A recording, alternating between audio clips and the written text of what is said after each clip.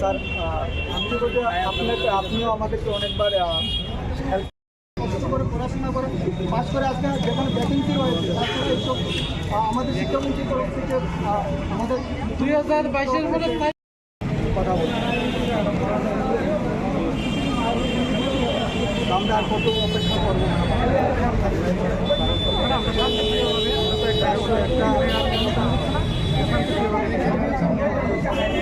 একটু আশ্বস্ত পাওয়া যায়। 2025-এ আমরা এক্সাম দিয়েছি, আজকে প্রায় 1 বছর হয়েছে, কিন্তু এখন অবধি আমাদের মানে নিয়োগ হচ্ছে না, নিয়োগের ব্যাপারটা হচ্ছে না। তো আমরা চাই আমাদের সবাইকে অনতিবিলম্বে একসঙ্গে যাতে নিয়োগ করা হয়, সেটাই সরকারের কাছে আমাদের সবার বিনম্র অনুরোধ। সরকার যাতে আমাদের ডিপার্টমেন্টে যখন গিয়েছি তারা একটা কথাই বলছে যে অর্থমন্ত্রী থেকে যতটুকু অনুমোদন দেওয়া হয়েছে সেই হিসাবেই নাকি নিয়োগ করা হবে।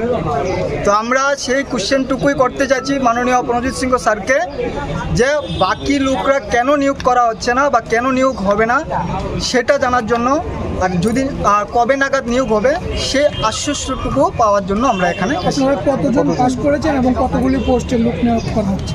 আমরা টেট 2-তে 1488 জন পাস করেছি, তার মধ্যে 1020 নোটিফাই করা হয়েছে, কিন্তু 1020 রিজার্ভেশন ক্রাইটেরিয়া মেনটেন করলে সে 1020 পূর্ণ হবে না, 700 থেকে 750 পোস্ট পূর্ণ হবে।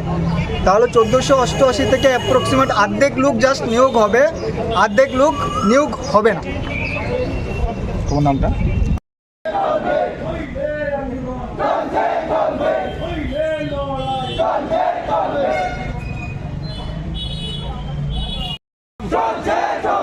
আমাদের দাবি মানতে হবে, আমাদের দাবি মানতে হবে।